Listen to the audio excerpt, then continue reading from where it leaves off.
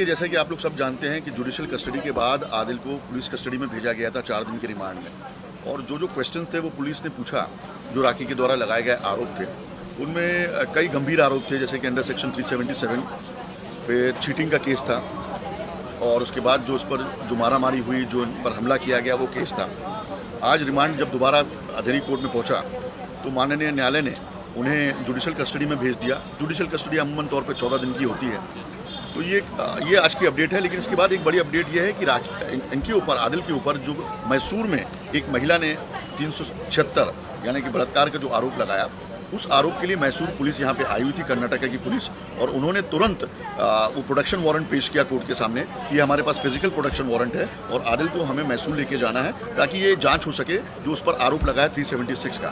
तो कोर्ट ने, माननीय न्यायालय ने उसको कंसिडर किया और उसे अब प्रोडक्शन वारंट के तहत जो है वो मैसूर के लिए रवाना कर दिया गया है। वहाँ पर उसके ऊपर ट्रायल चलेगा, उसके पेशी होगी। पेशी के बाद हो सकता है उसको पुलिस कस्टडी हो या जुडिशियल कस्टडी। लेकिन इसका मतलब ये नहीं है कि आदिल दुरानी को बेल हो गई है यहाँ पे राखी के केस में। आदिल दुरानी अभी भी टेक्निकली जुडिशियल कस्टडी में है और जब मैसूर की हियरिंग कंप्लीट होगी तो आदिल दुरानी को दोबारा मुंबई में लाना होगा। तो ये बात आप समझ लें। अभी कई मीडिया में वाले ये चला रहे हैं कि आदिल दुरानी छूट गया, बेल हो गई, ये हो गई, तो ऐसा कतई नहीं है। ये सरासर गलत खबर है और हम इसका कंडेम करते हैं। राखी जी, आपसे जानना चाहूँगा, जिस तरह मैसूर पुलिस को लेके गई और उनकी वहाँ पे जीसी होगी, कितनी आप कितना सहमत है इस चीज़ को लेके? नहीं, Mysore police second time I है। इसके पहले भी जो जेसी हुई थी, पहले दिन पहली बार हुआ कि इतने बड़े केस में जज साहब ने आदिल को जेसी दे दी, जुडिशियल कस्टडी। बट हालांकि ऐसा नहीं होना चाहिए था, पहले पुलिस कस्टडी होनी चाहिए थी, फिर जेसी होना चाहिए थी। बट अभी पुलिस कस्टडी हुई है यहाँ पे। जब हम लोगों ने केस लड़ा तो पुलिस ने ये कहा कि 80% तो सबूत सब आ गए हैं, जो कि मुझे नहीं लगता कि आए हैं 80%, क्योंकि जो मेन तो 80% 100% प्रूफ तब होंगे जब उनके दोनों फ़ोन हाजिर होंगे, पुलिस कस्टडी में होंगे, क्योंकि सारा गुनाह, सारा क्राइम फ़ोन में ही है। जिस दिन उनको अरेस्ट किया गया था उस टाइम से लेकर रात तक उनको जेल में डाला गया, पूरा दिन फ़ोन उनके पास था।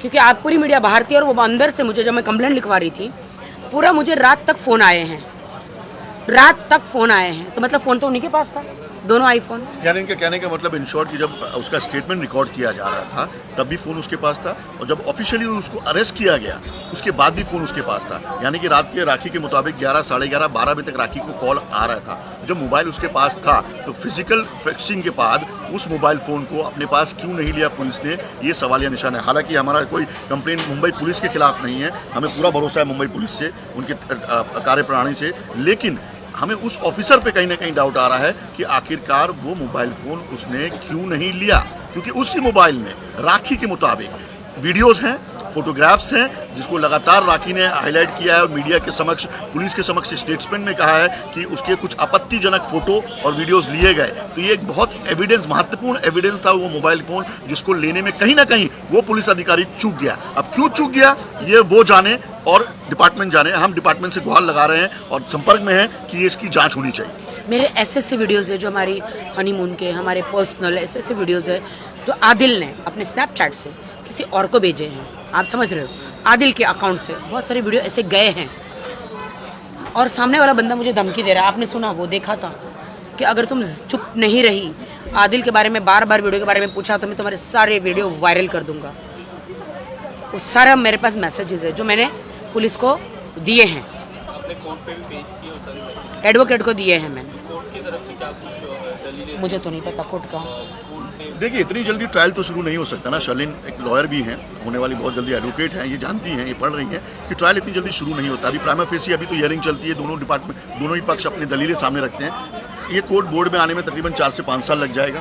चार्जशीट के बाद 4 से 5 साल भाई, इतना तो टाइम लगता है बोर्ड में आने के लिए, और फिर उस पर बाद ट्रायल शुरू होगा। हो सकता है जल्दी भी आ जाए, लेकिन आज लोड इतना ज़्यादा है कोर्ट के बाद, कोविड के 2 साल के बाद के आज शायद हियरिंग होने में, स्टार्ट होने में, ट्रायल शुरू होने में टाइम लगेगा। तो जब ट्रायल शुरू होगा तब विस्तार से बातचीत होगी दोनों पक्षों की दलीलें। अभी तो बड़ा प्राइमा फेसी है यार। अभी तो अरेस्ट किया, कोर्ट में प्रोड्यूस किया, कोर्ट ने उसको पहले जेसी दी, बाद में पीसी दिया, वापस जेसी दी। और शर्लिन, आपका क्या टेक है जिस तरह ये केस जहाँ नए नए रूप ले रहा है, आप क्या कहना चाहोगे? आप राशि जी को सपोर्ट कर रहे हो, कई दिनों से सपोर्ट कर रहे हो, आपका क्या टेक होना? देखिए, जब राखी सावंत की शादी हुई, मुझको और राखी के सभी चाहने वालों को, शुभचिंतकों को ऐसा लगा कि बॉलीवुड की राजकुमारी को उनका राजकुमार मिल गया।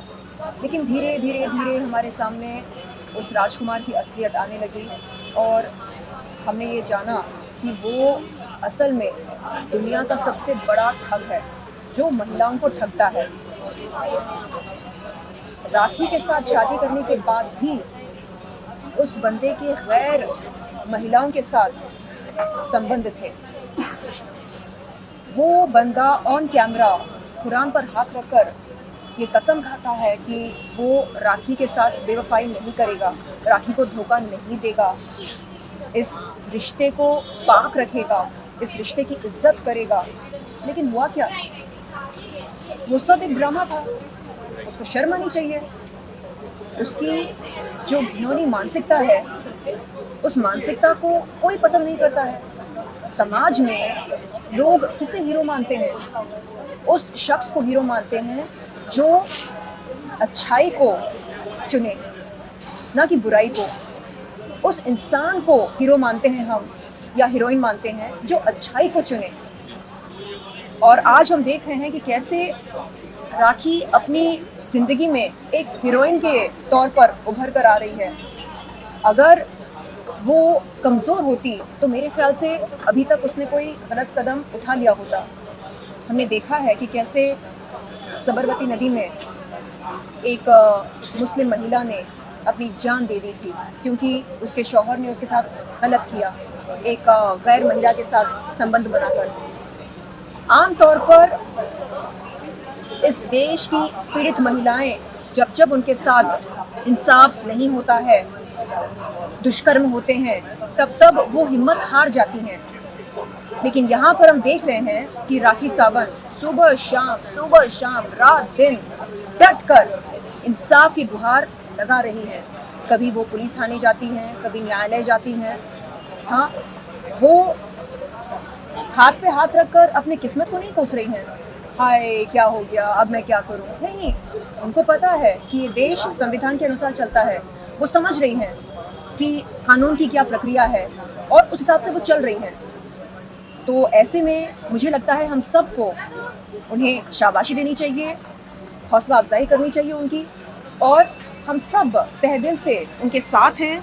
ना सिर्फ मैं, ना सिर्फ वाहिद भाई, बल्कि मीडिया के तमाम लोग हैं, इस देश के तमाम लोग हैं। मैं जब मार्केट जाती हूँ, मुझे लोग पहचानते हैं और पूछते हैं कि अरे क्या हो रहा है राखी की ज़िंदगी में, अभी तो आपकी दोस्ती हो गई ना उनके साथ। यानी लोगों को उत्सुकता है ये जानने के लिए कि क्या राखी को इंसाफ मिलेगा, आज नहीं तो कल इंसाफ मिलेगा या नहीं मिलेगा।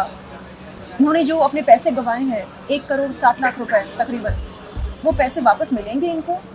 और ये जो शादी हुई है, इस शादी का क्या होगा? क्या आदिल इनसे माफ़ी मांगेगा? क्या वापस आएगा इनके पास?